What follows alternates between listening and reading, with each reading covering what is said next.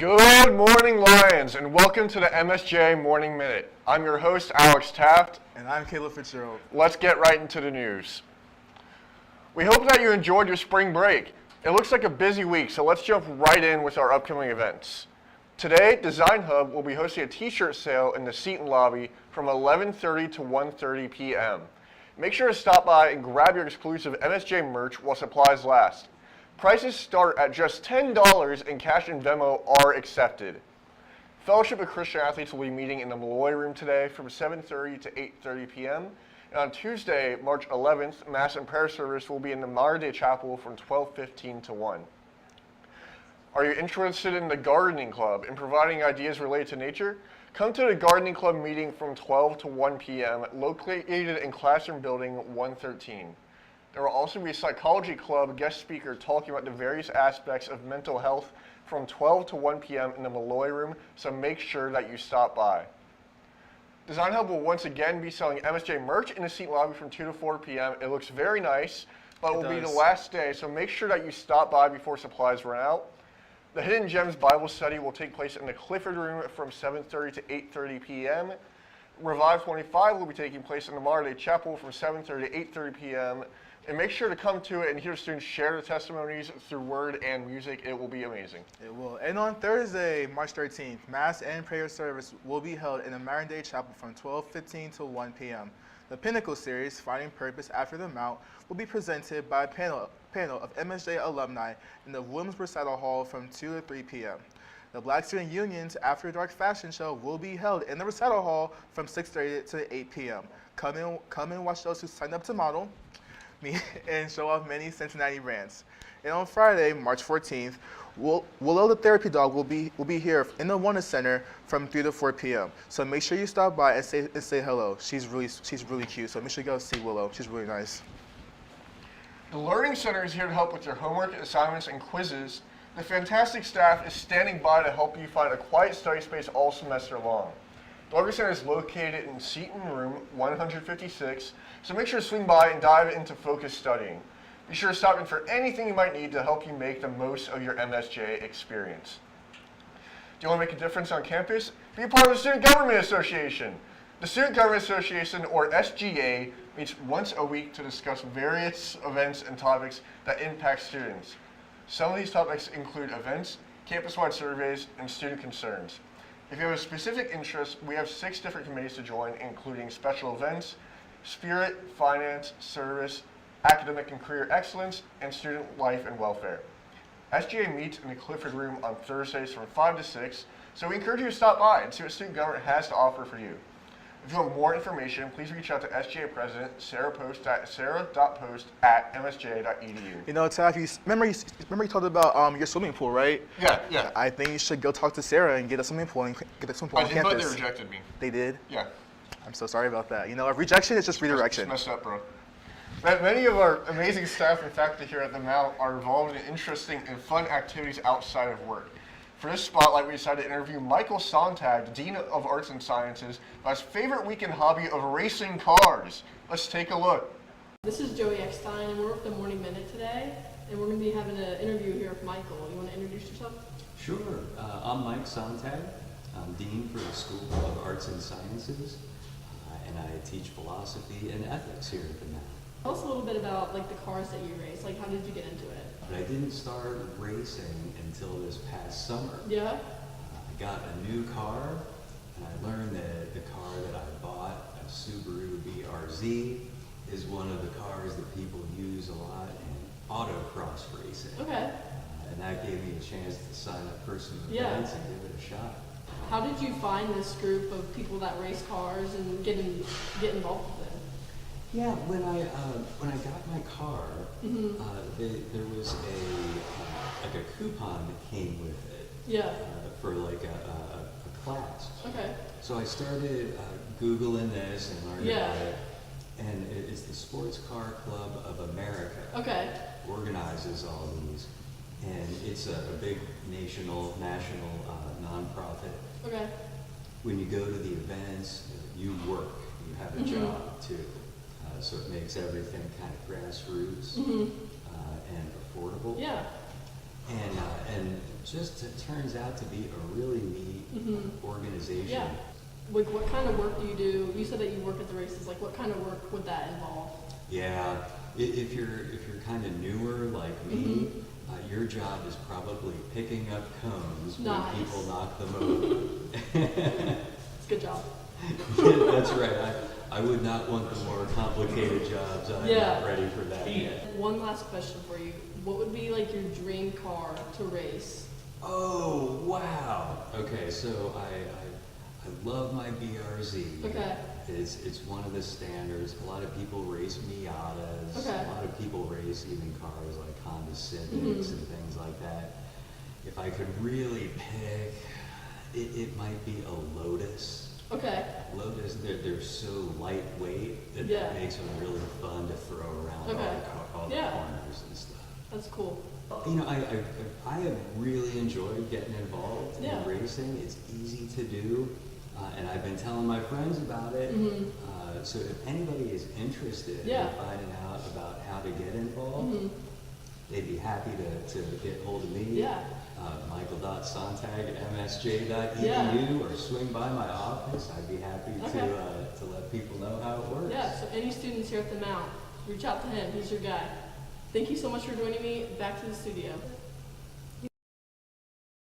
Thank you, Michael Sontag, for your time and allowing us to interview you. And also shout out to Joey. She killed that interview.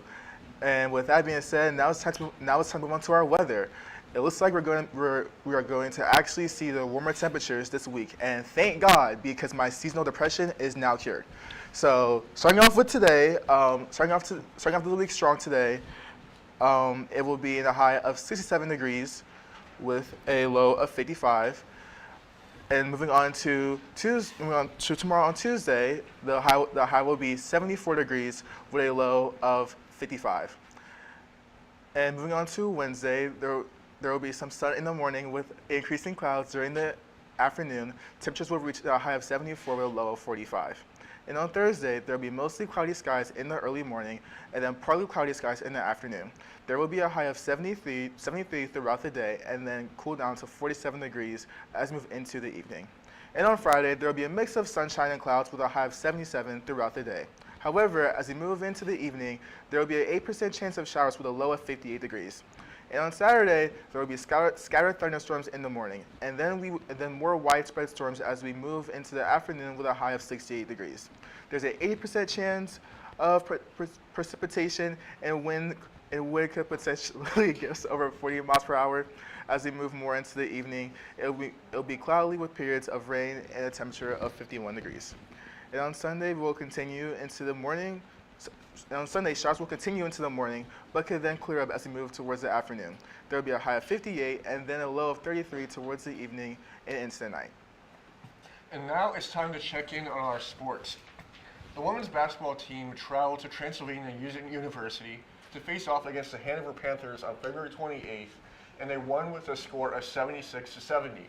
This put them in the championship game the next day on Saturday against the Transylvania Pioneers. And this was a very close battle, and ultimately the Lions fell with a score of 69-62. They finished second place in conference play and in tournament play. Congratulations on another hard-fought season.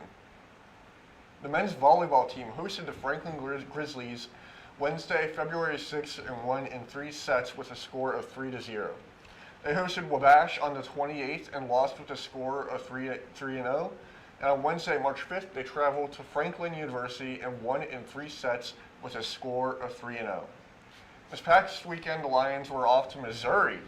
On Friday, they took on Maryville University and lost with a score of 3-0. Then on Saturday, they took on Westminster College and won in 5 sets with a score of 3-2. They also took on Greenville University and won with a score of 3-0. Looking ahead, the Lions will travel to Lyons, Ohio to take on Mount Union. On Saturday, they will be back on the road to Berea, Ohio to face off against Baldwin-Wallace. The track and field team competed in the Indoor Conference Championship on Saturday, March 1st at Anderson University. The girls team placed 6th overall. Some standout scorers included the distance medley team of Julia Gooding, Cecilia Eschman, Emerson Hinger, and Amanda Zuhausen, combining to run a school record of 13.31.20. Nice job. Good job, ladies. Along with that, Madeline Hundal set a new school record in shot put with a distance of 13.68 meters. The men's team placed 6th overall as well.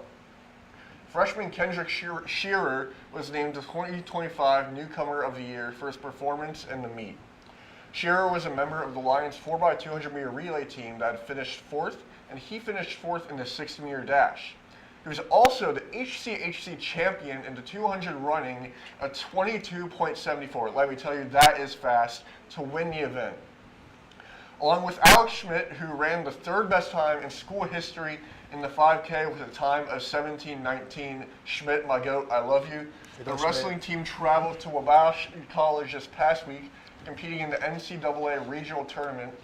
Senior Desmond Diggs placed 4th, just falling short of the national tournament with a close score of 1-0. Congratulations to the wrestling team on an incredible season.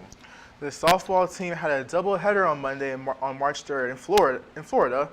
The first game was against Aurora University, and the Lions won with a score of 7-6.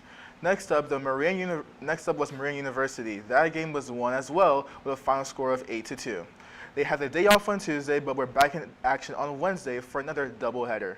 For the first game was against Benedictine University and was won with a score of 11-4.